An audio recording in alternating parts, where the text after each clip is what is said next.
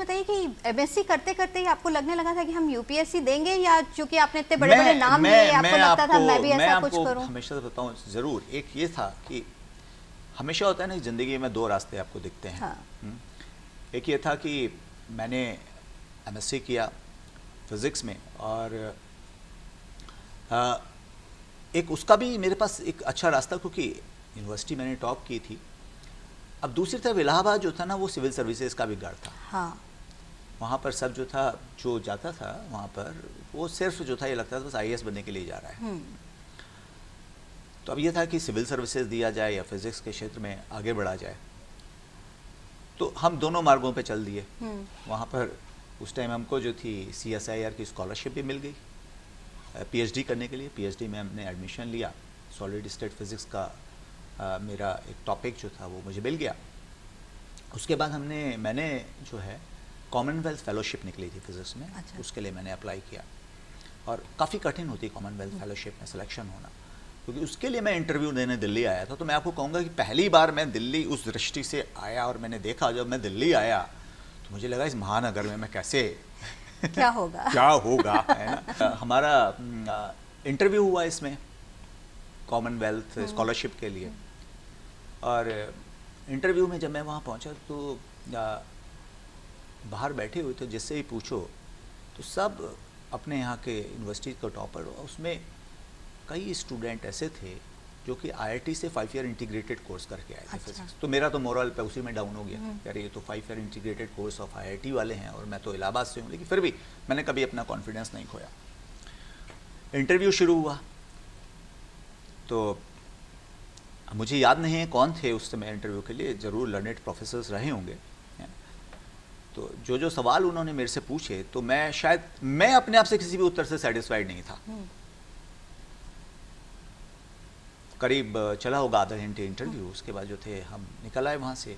हमने अपने मित्र जो थे, हमने कहा थोड़ा दिल्ली दिखा दो भाई, 1-2 जगह। इंटरव्यू तो हो गया, तो खाना पूर्ति हो गई हमें लगा कि इंटरव्यू देने के बाद जो है। अब जब उसका रिजल्ट आया तो आई वॉज ऑल्सो सरप्राइज्ड कि पूरे इंडिया से सिर्फ 4 लोगों को रिकमेंड किया गया था कॉमनवेल्थ स्कॉलरशिप के लिए, और उसमें जो था मेरा नाम था। तो मैंने कहा ये कैसे हो गया। तब एक होता है ना, आपने रिट्रोस्पेक्ट में जाते हैं कि आपका इंटरव्यू कैसा हुआ था, आप सोचने लगते हैं। मैंने कहा कि हो सकता है मैं सेटिस्फाइड नहीं रहा हूँ अपने इंटरव्यू से, बाकी लोगों ने एक तो मेरे से ज़्यादा ख़राब किया होगा। तो एक अपने अंदर कॉन्फिडेंस आया कि मैंने जो है ऑल इंडिया लेवल पर जो है एक बड़ी टॉप के दूसरे इंस्टीट्यूशंस भी जो थे, इलाहाबाद भी कम नहीं था मैं कहूँगा। लेकिन IIT वगैरह भी, IIT के जो 5 ईयर इंटीग्रेटेड कोर्स वगैरह के लोग थे, और उसके सामने जो था मेरा सिलेक्शन हुआ। शायद मुझे लगा कि जो उन्होंने मेरे से सवाल पूछे उनके आंसर्स हो सकता है एग्जैक्ट मैंने नहीं दिए हूँ, लेकिन मेरा एनालिसिस जो था उनका बहुत अच्छा था। तब मुझे लगा कि यूनिवर्सिटी ऑफ ससेक्स में मेरा एडमिशन भी हो गया था एक्चुअली, यूके में। अब ये था कि मेरे पास 2 रास्ते थे कि घर वाले जो थे फिर भी चाहते थे। मेरे एक भाई जो हैं वो ऑलरेडी इंग्लैंड में डॉक्टर हैं, तो वो जा चुके थे। तो मेरी माता जी की इच्छा बिल्कुल नहीं थी कि मैं जाऊं। तो मैंने जो था जाते जाते मैं जो था रुक गया। तो जो अभी आपने कहा कि आपकी माताजी की इच्छा नहीं थी कि आप जाएं और आपने उसका सम्मान किया, तो आज आपको उस डिसीजन के बारे में क्या लगता है, जो आपने उनके इमोशंस को समझा और आप नहीं गए? तो अब इतने सालों के बाद आपको क्या लगता है कि हाँ, माँ की जो वो इमोशंस थे उनका रिस्पेक्ट करके आपने सही डिसीजन लिया? बहुत बड़ी चीज़ होती है, जिस माँ ने जन्म दिया हो, जिस पिता ने पाला हो, तो अब वो दोनों नहीं हैं इस दुनिया में। तो मुझे लगता है कि जो मैंने समय यहाँ पर जो कुछ भी मैं उनकी सेवा के लिए दे पाया है ना, वो यदि मैं चला जाता तो नहीं दे पाता, और कहीं खलता शायद, कहीं खलता। एक भाई चले गए, अब दूसरा भी चला गया। तो जैसे कि मैं आपको जानती हूँ कि एज एन ऑफिसर आपकी ये रेपुटेशन रही कि आपने जो भी पोजीशन आपको दी गई, जो भी पोस्टिंग आपको दी गई, आपने अपने 100% से ज़्यादा दिया वहाँ पर, चाहे वो कोई भी जॉब हो। तो ये एटीट्यूड कहाँ से आया और इसने कितना आपको हेल्प किया? देखिए, आपने जो कहा एटीट्यूड, तो मैं कहूँगा कि मेरे पिताजी से। बहुत कर्मठ व्यक्ति रहे और संस्कृत के बहुत बड़े विद्वान थे मेरे पिताजी। उन्होंने करीब जो है 60 से अधिक पुस्तकें लिखी। लिखी? हाँ, और उनको जो है बहुत कई सम्मान मिले हैं संस्कृत में, और संस्कृत के फील्ड में आज भी उनको, हालांकि दुनिया से जाए उनको करीब 10 साल हो गया है, तो डॉक्टर कृष्ण कुमार, तो उनको बहुत अभी भी सम्मान से देखा जाता है। तो मैं उनको देखता था कि वो उनकी एक दिनचर्या थी, और उस दिनचर्या में अध्ययन लेखन, वो सुबह जो थे 4 बजे उठ जाते थे, 4 बजे उठ के वो अपना लेखन कार्य चालू कर देते थे, और उसके बाद कम से कम वो 6 साढ़े 6 बजे तक वो जो थे प्रातः काल में 2-2.5 घंटा वो लगातार लिखते थे, लिखते और पढ़ते थे। तो वो जो कर्मठता थी वो मैंने उनसे सीखी, और उन्होंने भी, जीवन उनका ऐसा नहीं था, जैसे हर एक किसी का भी जीवन उतार चढ़ाव से रहता है, तो मैंने उनके साथ बहुत सारे कठिन समय देखे। हमने बच्चे as is children we saw difficult times with him, लेकिन उन्होंने जिस कभी देखा, मैंने उन्हें देखा कभी उन्होंने हार नहीं मानी जिंदगी में, चाहे कुछ चाहे भी हुआ। कुछ भी हो, चाहे कहीं पे भी वो रहे हों। और ऐसा नहीं है कि जैसे मुझे भी कभी लगता है ऐसे सेटबैक्स आते हैं, ऐसा भी समय आता है कि जैसे कहें मानसिक अवसाद वाला जो समय आता है, ऐसा आता है लाइफ में, सेटबैक्स मिलते रहते हैं और अच्छा समय भी आता रहता है। तो सेटबैक से तो मुझे लगता है कि जैसे रिन्यूड एनर्जी से लड़ना चाहिए, वो थोड़ी देर के लिए रहते हैं। तो सेटबैक के लिए आप ताकत कहाँ से लाते हो, उनसे लड़ने की हिम्मत कहाँ से आती है? कहीं अंदर से ही आती है, वो कोई बाहर से कोई नहीं आपको देता है। वो मैं कहूँगा कि अपनी ताकत हमको खुद बनना चाहिए। यदि आप हार गए तो दुनिया और हरा देगी आपको। तो जैसे जब आप तैयारी कर रहे थे यूपीएससी की, तो बहुत सारे, जैसे आपने कहा इलाहाबाद तो गढ़ है प्रिपरेशन करने वालों का, तो हर तरह के लोगों के, कुछ लोगों को देखकर ये नहीं लगता था कि इनका तो शायद सिलेक्शन हो ही जाएगा, मेरा पता नहीं होगा या नहीं होगा? ये जब आप एस्पिरेंट होते हैं तो ये सारे डाउट्स आते हैं ना मन में, कभी कोई कुछ कह भी देता है, आप तो हिंदी मीडियम से हो, छोटे शहर से हो, आपका क्या होगा? नहीं, इलाहाबाद से एक जरूर फायदा था मुझे, लाभ मैं कहूँगा कि वहाँ पे हिंदी वाली बात नहीं आई, क्योंकि इलाहाबाद हिंदी का भी गढ़ है। तो मेरे साथ में वहाँ पे जितने भी ज़्यादा लोग थे, ठीक है, बहुत सारे लोग अंग्रेजी माध्यम से पढ़े हुए थे, 10th 12th हैं, बहुत सारे लोग नहीं भी पढ़े हुए थे, तो वो एक मिक्स्ड माहौल था वहाँ पर। तो ये डिसएडवांटेज नहीं रहा, जो कि शायद दिल्ली में होता है। हाँ, दिल्ली में तो अक्सर सुना जाता है ऐसा कि इलाहाबाद का जो माहौल होता था वहाँ पर पढ़ने वाला खूब रहता था, आप दिन रात पढ़ी। तो सर्विस में आने के बाद आपके हिसाब से आपका सबसे चैलेंजिंग असाइनमेंट या पोस्टिंग कौन सा रहा, या सबसे ज़्यादा जहाँ आप कंट्रीब्यूट कर पाए? 2 जगह मैं कहूँगा, नेचुरली दूरदर्शन, जहाँ पर कि आज मैं हूँ, और दूसरा जो है मैं नेशनल एड्स कंट्रोल ऑर्गेनाइजेशन में, नेको में था। तो वहाँ पर मैं जो था सारा जो IEC होता है, इंफॉर्मेशन एजुकेशन कम्युनिकेशन, तो उसको मैं सारा देख रहा था नेशनल लेवल पर। ये बात है 2006 से लेकर 2011 तक। तो वहाँ पर मेरा बहुत एक्सपोजर हुआ। जैसे आपने कहा आपके घर में पढ़ाई का, लिखने का, पढ़ने का माहौल था, तो आपकी फेवरेट बुक क्या है जिसके पास आप बार बार जाते हैं कुछ इंस्पिरेशन लेने या लाइफ को कैसे जिए सीखने? देखिए, 2 चीज़ें मैंने आपसे कहा कि घर में संस्कृत का माहौल था, तो एक तो गीता, उस पुस्तक को जो है, वो पुस्तक क्या, वो प्रेरणा है, और वो सिर्फ भारतवासियों के लिए प्रेरणा नहीं, वो पूरी विश्व के लिए प्रेरणा है। उसके जो श्लोक हैं, उसको मैं खाली स्पिरिचुअलिटी से नहीं जोड़ूंगा, वो आपको बताते हैं कि जीवन किस तरीके से जीना चाहिए। जैसे ये सभी जानते हैं भारत में कर्मणे वाधिकारस्ते मा फलेषु कदाचन, तो कर्म पर ही आपका अधिकार है। तो एक तो जीवन को आप इसी तरीके से लेकर चलिए कि आप यदि ये सोचते रहेंगे ना कि मैंने तो इतना मेहनत करी, उसने मेरे से कम मेहनत की थी, उसको फल ज़्यादा मिल गया, तो फिर जो है ना ज़िंदगी में जीना बड़ा मुश्किल है।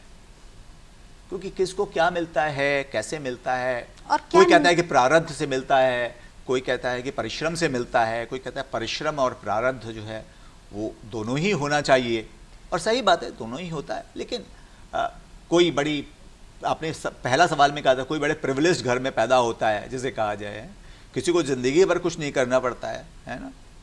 लेकिन एक बात और भी ना, जो मिलता है किसी और को वो तो हमें दिखता है, जो उसको नहीं मिला वो हमें नहीं दिखता। तभी मैं कहता हूँ कि हमेशा अपने से ऊपर वाले के तरफ ही देखना नहीं चाहिए तरीके से। लेकिन उन्होंने फिर कुछ दूसरा किया, सिविल सर्विसेज नहीं मिला, उन्होंने कुछ दूसरा किया। और ऐसे भी लोगों को जानता हूँ जिन्होंने सिविल सर्विसेज में नहीं निकल पाए और उसके बाद जो है वो बहुत आगे बढ़ गए। मेरे साथ के बहुत सारे मित्र जो हैं वो इसमें कोई वाइस चांसलर है, कोई एमिनेंट प्रोफेसर है। तो मुझे तो लगता है अरे मतलब यूपीएससी या कोई भी गोल अंतिम गोल नहीं हो सकता। अंतिम गोल यही नहीं है। पहली बात तो बहुत हमारे देश में ना थोड़ा सा ये कि यूथ जो है वो हर समय कंपटीशन देता रहता है। मैं ये देखता था कि लोग जो है सिविल सर्विसेज में नहीं निकले, आईएएस में निकले तो फिर पीसीएस दिए जा रहे हैं। पीसीएस में थोड़ा सा एज ज़्यादा होती थी वो दिए जा रहे हैं। पीसीएस में नहीं निकल पा रहे हैं तो सबऑर्डिनेट का एग्जाम दिए जा रहे हैं।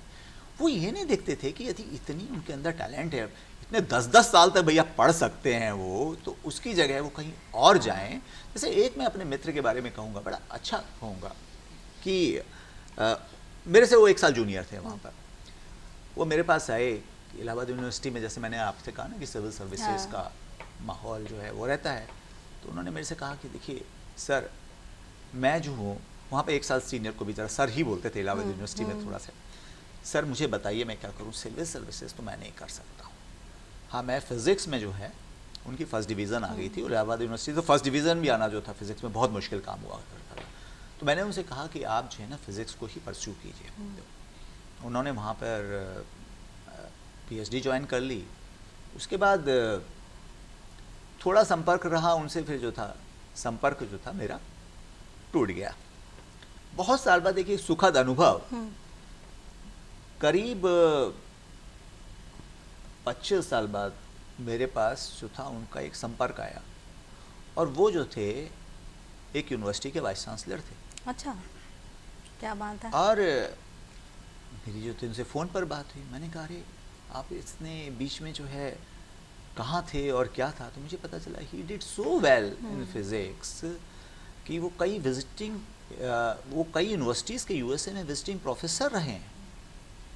तो अब उनके वैसे ही बहुत सारे लोग मैं जानता हूँ कि वो इलाहाबाद में सिविल सर्विसेज, फिर पीसीएस, फिर वो पता चला कहीं नहीं निकले तो कहीं जाकर कोई बैंक में लग गया, कोई कहीं पे लग गया। उन्होंने अपनी प्रतिभा को शायद कुछ समझा नहीं, पहचाना नहीं, और शायद कोई प्रॉपर गाइडेंस भी नहीं मिली। तो ये बड़ा एक डिसीजन लाइफ में जो है वो, जैसे कहते नहीं है कि अगर भगवान आपको यूनिक नहीं बनाता तो आपके फिंगरप्रिंट सबके अलग क्यों होते? बहुत सही बात आपने की। आपके अंदर जो है हर एक के अंदर कुछ यूनिक है, उसको हमें पहचानना चाहिए।